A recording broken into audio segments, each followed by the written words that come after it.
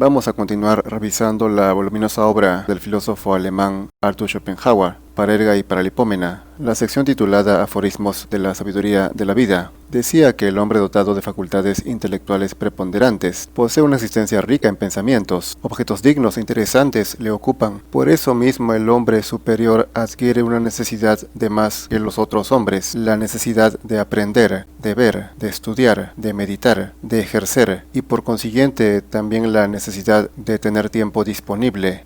En efecto, no basta tener capacidad intelectual, sino que hay que desarrollarla, y para eso se necesita ejercitar continuamente facultades intelectuales como el pensamiento y el aprendizaje, pero sobre todo se necesita tiempo, pues cuando se tiene potencia intelectual, le surgen naturalmente a uno deseos de leer, de pensar y de meditar. Espontáneamente se vuelve una necesidad, en el que es realmente inteligente. Dice, como Voltaire ha observado exactamente, puesto que no hay verdaderos placeres sino con verdaderas necesidades. Esta necesidad del hombre inteligente es precisamente la condición que pone a su alcance goces cuyo acceso nunca estará permitido a los demás. Para esto las bellezas de la naturaleza y del arte, las obras intelectuales de toda especie, aun cuando se rodean de ellas, no son en el fondo sino lo que son para un viejo las cortesanas.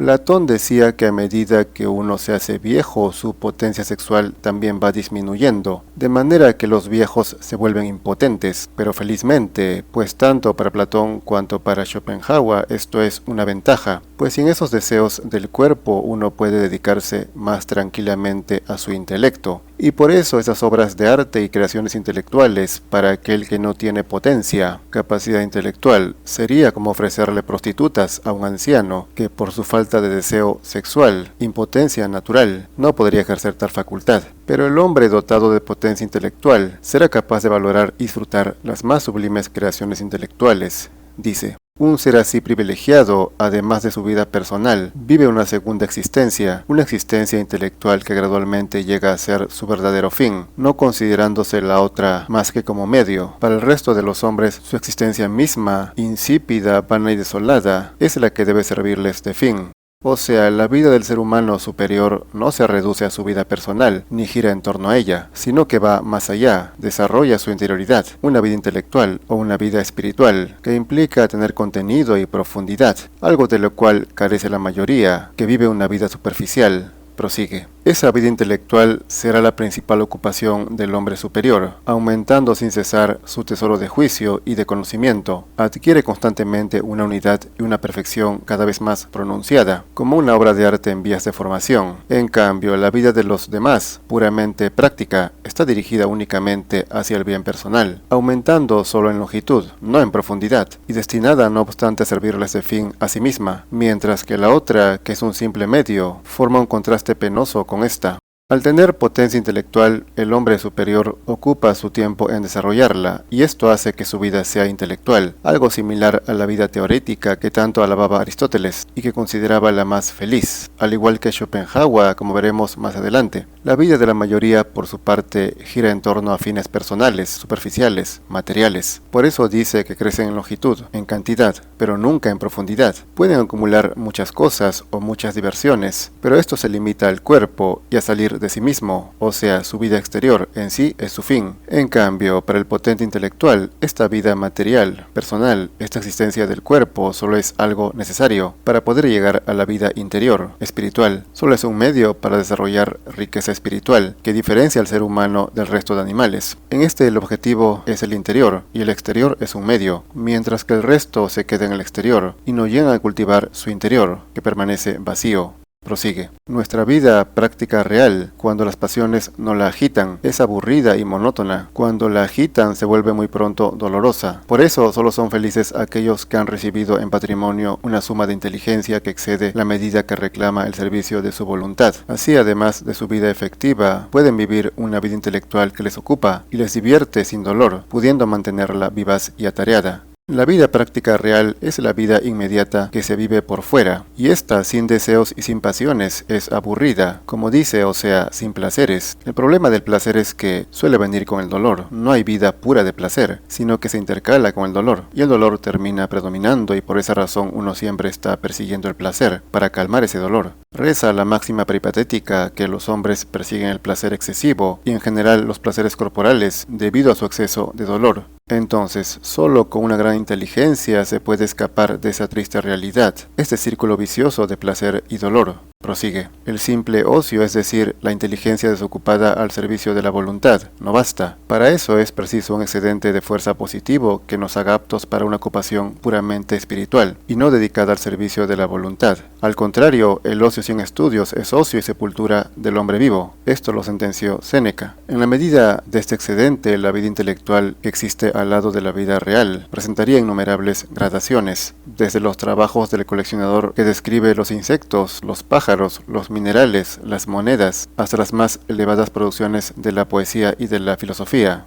En principio, para dedicarse a una ocupación intelectual, se necesita tiempo libre, pero primero hay que tener la capacidad, como dice, al menos un excedente intelectual, por encima del promedio, pues aun cuando uno tenga mucho tiempo, si no tiene esta ventaja, si su inteligencia es ordinaria, entonces terminará muerto en vida, ocupándose en pasatiempos vulgares y en diversiones. El ocio sin estudios es ocio y sepultura del hombre vivo.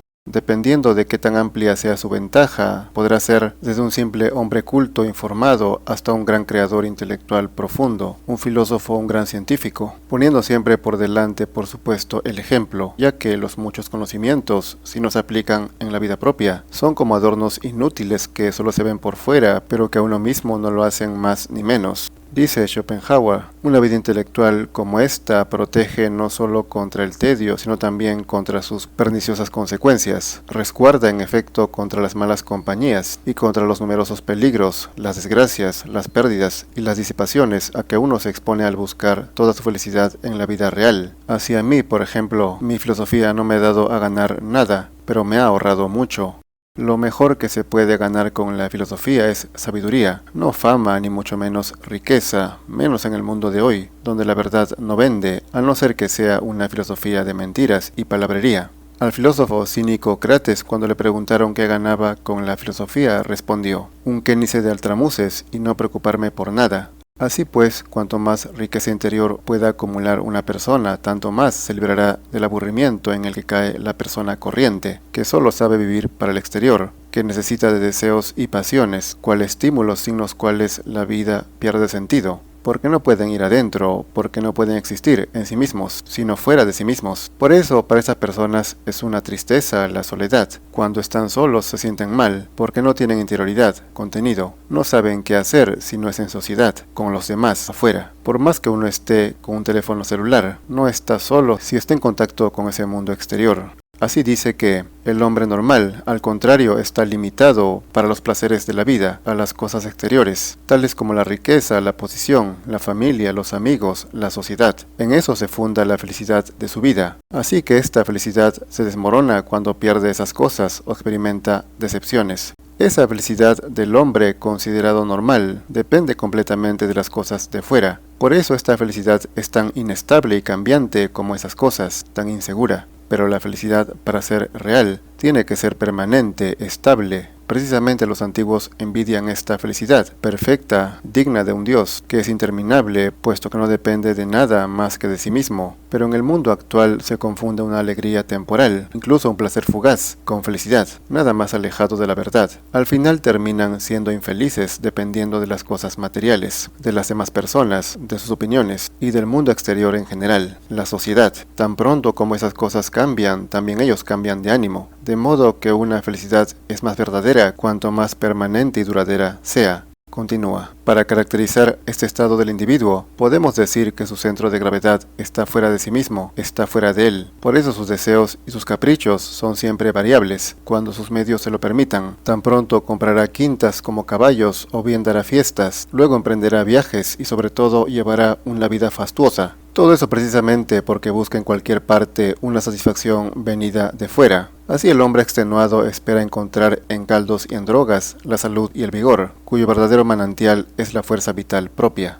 Uno se agota buscando su felicidad en las cosas de fuera, tratando de llenarse con ellas. Nunca podrá hacerlo porque éstas siempre son pasajeras. Y así uno se aburre de una cosa y prueba otra cosa, intentando mantener su ánimo, va de placer en placer, de diversión en diversión, intentando llenar ese vacío interior que no supo cultivar, esa riqueza interior que no pudo desarrollar. Y ahora solo le queda buscar esa riqueza en el exterior, soñar con una riqueza material que le dé para divertirse y entretenerse interminablemente, pues el pobre está obligado a limitarse en sus placeres, porque no le alcanza para tanto, pero el rico puede ir de viaje en viaje y de fiesta en fiesta sin parar. Pero ni eso le bastará. Claro que entre ser un animal sin dinero y uno con dinero, este animal es preferible. Como dijo, ¿cuántos vemos ocupados desde la mañana hasta la noche en aumentar una riqueza ya adquirida? No conocen nada más allá del limitado horizonte que encierra los medios de conseguir eso. Su espíritu está vacío y en consecuencia inaccesible a cualquier otra ocupación. Los goces más elevados, los goces intelectuales son inabordables para ellos. En vano tratan de reemplazarlos por goces fugitivos, sensuales, ligeros, pero costosos de adquirir. Es evidente que la riqueza material nunca suplirá a la riqueza espiritual. De hecho, quien se ocupa de cultivar esta riqueza verdadera suele despreciar aquella que es superficial y falsa. Y también es común que quien se dedica a acumular dinero y aspira a ser rico por fuera, desprecia también todo lo que es espiritual. Cosas como Dios y el alma o la moral le son indiferentes, sobre todo esto último, el bien común. Sentenció el escritor antiguo Luciano de Samosata que la riqueza del alma es la única riqueza, los demás bienes son fecundos en dolores.